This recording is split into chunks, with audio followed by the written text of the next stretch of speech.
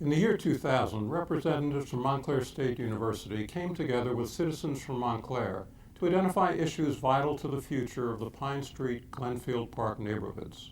Out of this effort emerged the Community Outreach Partnership Center, a 3-year program funded by the Department of Housing and Urban Development to foster campus and community cooperation in dealing with such issues as housing, education, and community organizing.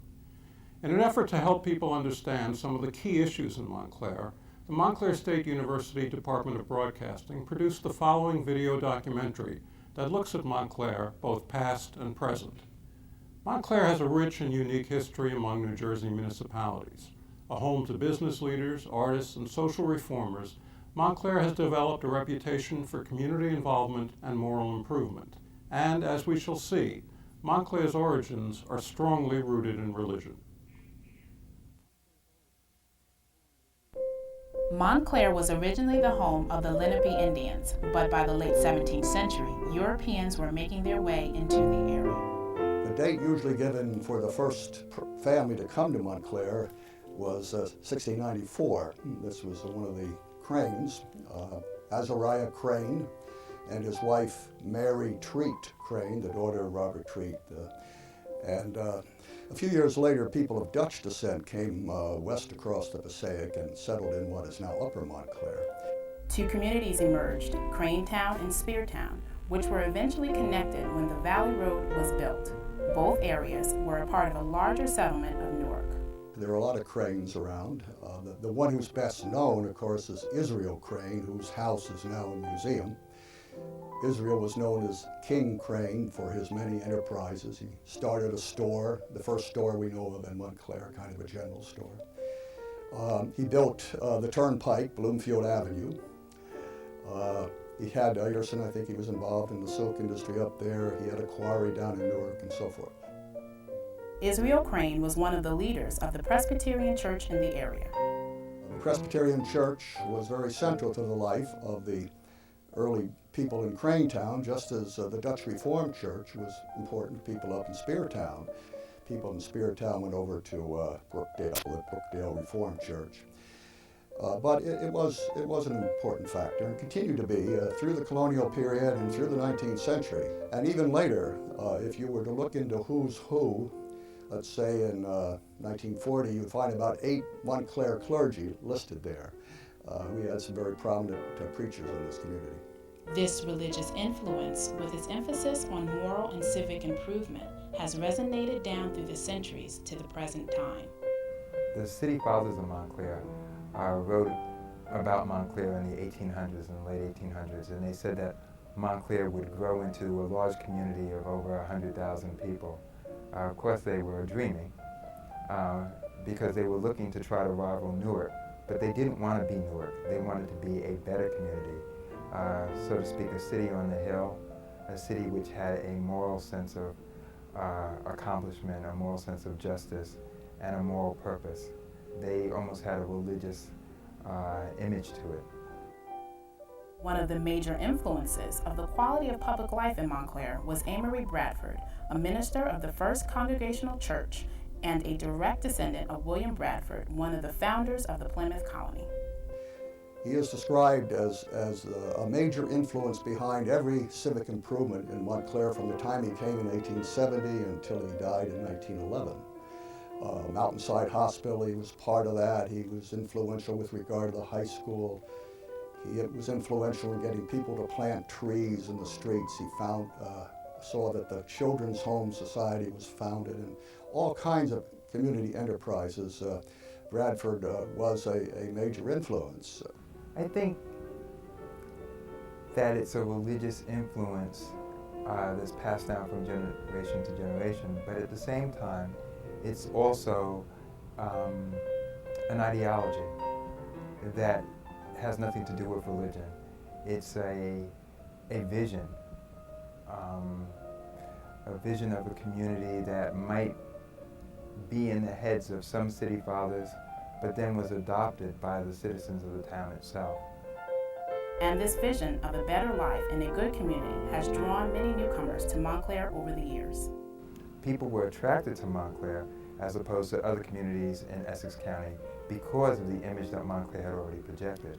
So I think the people came to Montclair, whether they were immigrants or whether they were migrants, they came to Montclair because they believed that Montclair had something to offer to them and that it was distinctive from other communities in northern New Jersey. Like many cities and towns in New Jersey, Montclair has absorbed several waves of ethnic and racial migration, from Swedes and Germans in the mid-19th century to Italians and African Americans in the 20th. Unlike many other places, however, Montclair has made a more conscious, although not always successful, effort to integrate different groups into the life of the community. By the late 19th century, Montclair was attracting many immigrants from places like Germany, Ireland, Italy, and the American South. Most of the Italians settled in the 4th Ward, which is actually fairly big, and on Forest Street at that time, which is more in the center of town. The 4th Ward is a very large area. There was most of the Italian people, when you refer to the ward, they're talking about the 4th Ward, but they were talking about a concentrated area of the 4th Ward around the Mount Carmel Church, which is on Pine Street, Glenridge Avenue, Sherman, Grant. It was a small Italian group, and then it began to grow, and all these groups began to get their own school, their own church, because the church had been built. The big church that now standing was built in 1939. Montclair is divided in wards, and in the early stages of my life, we lived in the 4th Ward, and that's predominantly where all of the African Americans lived. And it was a very, from my way of looking at it, a very inclusive community. My school was there, my church was there, my Girl Scouts, my Y was there, I took dance lessons there, my doctor was there, my dentist was there. I mean, literally everything that I needed. In a similar way, the Italian-American neighborhood was a distinctly separate and self-contained area with its own stores, churches, and religious festivals. At the very beginning, it definitely was a separate area because they had, I suppose it would almost be like a ghetto. I mean, they were not accepted that readily at the very beginning when they, were working for the railroad or working for the streets, building sewer lines and water lines. I hear them talking about being discriminated against here, but it was more subtle. I mean, and because I think it was related to jobs, and when they went to the high school, because there was a big difference because they're now out of their own world. In Montclair, even growing up, it was very late, even in my life, where people ventured past Claremont Avenue. Anything north of Claremont Avenue, there weren't too many Italians and no African Americans. It was clear that there were areas of town you did not go in. There were, certain things that, while it wasn't restricted to you, you knew you didn't do them. It was that kind of thing. So that's how Montclair was when I was growing up. Well, I think in the early days there was discrimination, and as a matter of fact, there were laws written within the legal system of the town of Montclair that no property would be sold to Italians, Jews, or Black Americans, or Afro-Americans. My grandfather worked at the Commonwealth Club. Whenever they had parties there, major parties there, my grandfather used to always ask me if I wanted to help him wash dishes and clean up, and that was a wonderful way for me to earn money. So I would always jump at the chance to do it. And one day I was in the kitchen, washing dishes, cleaning up with my grandfather. And one of the members there, an older white gentleman, came up to me and said, "Oh, my grandfather's name was Henry. Oh, you're Henry's granddaughter. Do you live in town?" I said, "Yes, I live in Montclair. I live in Elmwood Avenue." And he says, "Oh, what school do you go to?" And I said, "I go to Glenfield School." He says, "I never heard of that school. Where's that school?" And I must have been all of like 9 or 10, and that stayed with me forever because I felt like I was in a part of town or doing things in a part of town that people didn't even know existed. And so that kind of made me feel like people didn't know that I existed. Donnie DiGeronimo recalls that within the 4th Ward, people came to know each other in a much closer way. Every summer, they would take over the parks, and they would hire teachers for the summer who would run the parks. You could play every kind of sport there. They actually had crafts. They had the boat regatta, so we were making the boats. But at the playgrounds where there was a mix, I mean, because this was all neighborhood. I mean, I went to Nishnawayne, and that was a big mix of Italians and African Americans. There was no difference. I mean, there was no color line either way. Today, there is little left of the old Italian neighborhood in the 4th Ward. In fact, the last store in the area closed 4 years ago. Angelino's was the was like a little supermarket, mostly selling Italian foods, Italian products, and they were very good with their sausages and their meat products. And there was a family there that lived, and as a matter of fact, Matty Angelino had just closed his store when there was this change coming in for the railroad.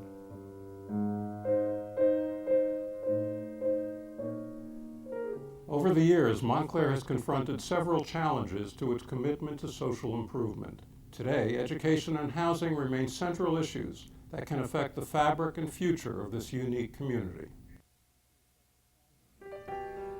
The distinctive features about Montclair, the things that really stand out in my mind, are Montclair's commitment to the moral dimension of suburban life. Offhand, I can't think of another community that has pursued concerns for moral improvement, for decent relations among suburban residents. One example of Montclair's concern with moral improvement has been its focus on education and race. In the late 1920s, Montclair pioneers, as far as I can tell, development of an interracial commission,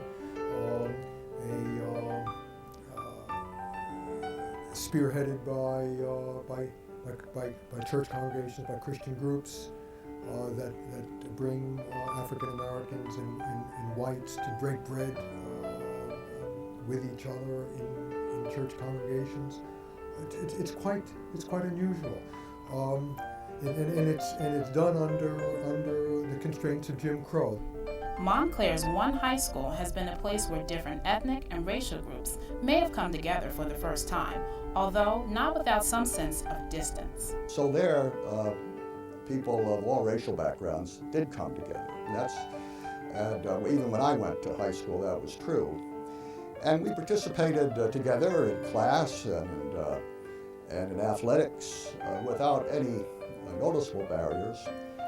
The one thing I noticed, though, even as a boy, was that when it came to the lunch period, the black students, as we would call them then, were all at one end of the room and the white students were at the other end. When you get around the high school, that's when things started to be a little different. Black students would sit in one area of the cafeteria. White students would sit in another area. In the 4th Ward, however, racial integration in the schools was nothing new. I grew up mostly in the South End, and our relations between Italians and African Americans, I thought, were excellent. I mean, I went to Nishnawayne, and that was a big mix of Italians and African Americans. There was no difference. I mean, there was no color line either way. It must not have been an issue because I wasn't aware of it at all, and I felt very comfortable going to school with the Italian kids that were in my classes, and if there was an issue, I didn't know about it. It may have been something before me, but by the time I got to school, it was just the way it was. I mean, and there wasn't any problem. Since the 1970s, there has been a sustained and, for the most part, successful effort to integrate all the schools. Well, of course, because we had to some degree residential segregation in Montclair, the elementary schools in Montclair were neighborhood schools, and so you had a sort of de facto segregation there for many years. Montclair, in effect, was forced to integrate and came up with the Magnet School Plan in 1979. While educational issues such as tracking still generate strong public debate, the biggest challenge for Montclair today may have to do with housing and diversity. An influx of newcomers has helped increase housing prices and property taxes, making it harder for fixed and lower income residents to stay in town. One challenge I think we face, and we have faced for the last century, is the challenge of increased urbanization. Montclair already has a much more urban feel about it than it did 50 years ago. We already are denser in terms of population per square mile in Montclair than most of the major cities in America. Something that has been, I think, hidden to some over the years by our park. In fact, we have a number of parks and we had such a great tree coverage and we're losing our trees. One of the things I'm concerned with is that a lot of people, many of them in my family that are still here, and many of the African American people in the South End that are still here, while their houses are gaining in value, they're kind of trapped in them because the taxes are raised and you know, they're starting to cost them a lot more. And they're faced with a dilemma as to where to go. The real estate market is definitely not people-friendly in this town.